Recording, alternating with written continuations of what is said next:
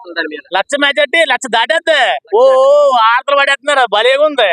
ఆయన వెనకాల మీద తిరుగుతాం. ఆయన మా పక్క ఫోటో అవసరం లేదు. కొమ్ముల్లో ఉంటాడు, ఆయన రొమ్ములు గుండెల్లో ఉంటాడు. 150 సీట్లు అవసరం. ఏదైనా జనసేన వస్తే పిఠాపురం బాగుపడుతుందని మాకు ఒక నమ్మకం అండి.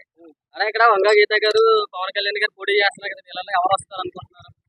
పవన్ కళ్యాణ్ వస్తారు. పవన్ కళ్యాణ్ గారు ఈ రోజు పాదయాత్ర చేసుకుని మరి ప్రతి ఊరు తిరిగారంట, చాలా కష్టాలు తెలుసుకున్నారంట. దాని మీద మీ ఒపీనియన్ ఏంటి? లక్ష మెజార్టీ వస్తారు. పక్క ఎప్పుడు గెలిచాడు నేను మెజార్టీ అంటారో చెప్పుకోవాలి మనం. 175కి 175 అని వైసీపీ వాళ్ళు అంటారు. జగన్ గారు 175 సీట్లు నాకు వస్తాయని అన్నది ఎంతవరకు లేదు, ఎంతవరకు ఏం చేశారు? 30 ఉత్తరం వస్తారు. 30 రావు. మరి వంగా గీత పరిపాలన నచ్చలేదా? ఇంత ముందు బాగా చేశారు సార్. ఇప్పుడు అయితే ఇంకా ఎంపీ అయిన తర్వాత అయితే ఇప్పుడు ఏం రాలేదండి. ఎమ్మెల్యే గారు ఉన్నప్పుడు అయితే చేశారండి. ఎంపీ అయిన తర్వాత అయితే ఏం చేయలేదండి, రాలేదండి. జనసేన ఈ రోజు నడుచుకొని వెళ్ళి ప్రతి ఒక్క లేని కష్టాలు చాలా వరకు తెలుసుకున్నారు కదా. అవును, వీళ్ళల్లో అంటే చాలా వరకు కష్టాలు తెలుసుకున్నారు. మీకు ఎలా అనిపించింది ఈ రోజు? ఏదైనా జనసేన వస్తే పిఠాపురం బాగుపడుతుందని మాకు ఒక నమ్మకం అండి. ఎందుకంటే ఇప్పుడు వరకు ఎంతమంది రాజకీయ నాయకులు వచ్చినా ఏ రకమైన అభివృద్ధి అయితే లేదు. ఈసారి ఈయన కూడా మనకు అవకాశం ఇస్తే పిఠాపురం బాగుపడుతుందని మాకు పూర్తి విశ్వాసం ఉంది. ఈ రోజు అయితే యాత్ర చేసుకొని వెళ్ళారు పవన్ కళ్యాణ్ గారు. చాలా ఊర్లు చాలా మంది కష్టాలు చేశారు. నేను వెళ్ళాను. మీ ఒపీనియన్ ఏంటి అసలు దాని మీద? లక్ష మెజార్టీ లక్ష దాటేద్ది. ఓ ఆర్తలు పడేస్తున్నారు, భలేగా ఉంది. ఆ జనం చూడలేకపోతున్నాం జనాన్ని. మరి ఆయన చూసినప్పుడు మీకు ఎలా అనిపించింది? అయ్యి బాబు ఎంత ఆనందంగా ఉంది, దేవుని చూసినట్టు ఆనందం. దేవుడిని చూసినట్టు. ఇంకోటి ఏంటంటే ఇక్కడ చాలా వరకు వంగా గీత అబ్బే వంగా గీత మొఖం చూసారా మాడిపోయింది. ఏంటంటే ఇంకా మొత్తం నెగ్గ ఆవిడకి తెలుసు. డబ్బు ఖర్చు పెడదాం, డబ్బు అలాగే అయిపోయింది. డబ్బు ఖర్చు పెట్టిన తినేస్తారు తప్ప ఓట్లేదు నాకు తెలిసిపోయింది. ఏంటంటే మొత్తం చెప్పాక 1 సైడ్ అయిపోయింది కదా, వారు 1 సైడ్ అయిపోయింది. అలా 15,000 ఇస్తారంటే ఓటుకి. ఇందుకు 15,000 లక్ష 2 లక్షలు ఇచ్చారు, ఎవరు చేయరు.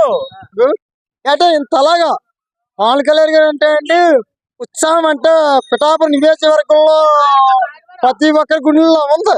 కానీ ఈ గుండెలు కాదు, ఇవాళ చూస్తుంటే మాకు మంచి మెజార్టీ అనిపిస్తుంది మాకు.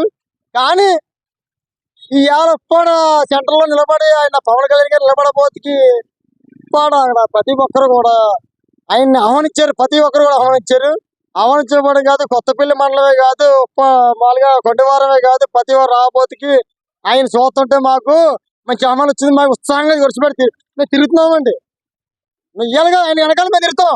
ఆయన మా పక్క ఫోటో అవసరం లేదు. కొమ్ముల్లో ఉంటాడు, ఆయన రొమ్ములు గుండెల్లో ఉంటాడు. 150 సీట్లు అవసరం లేదని మాకు మెజార్టీ చెప్పమంటారా? పులివెందుల్లో జగన్ ఎంత మెజార్టీ చెప్తాడో పిఠాపురం నియోజకవర్గంలో మేము అంత మెజార్టీ తెచ్చుకుంటే బాధ్యత మాకు ఉంది.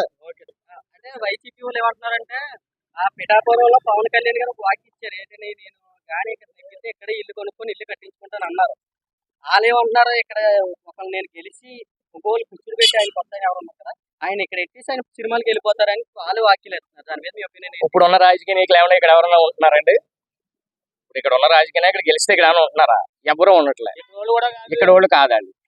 ఎవరు వచ్చినా మనకు అభివృద్ధి కావాలి మెయిన్. అది ఇక్కడ అయితే ప్రస్తుతానికి ఇప్పుడు ఉన్న రాజకీయ పరంగా ఏది కూడా ఏం చేయలేదు.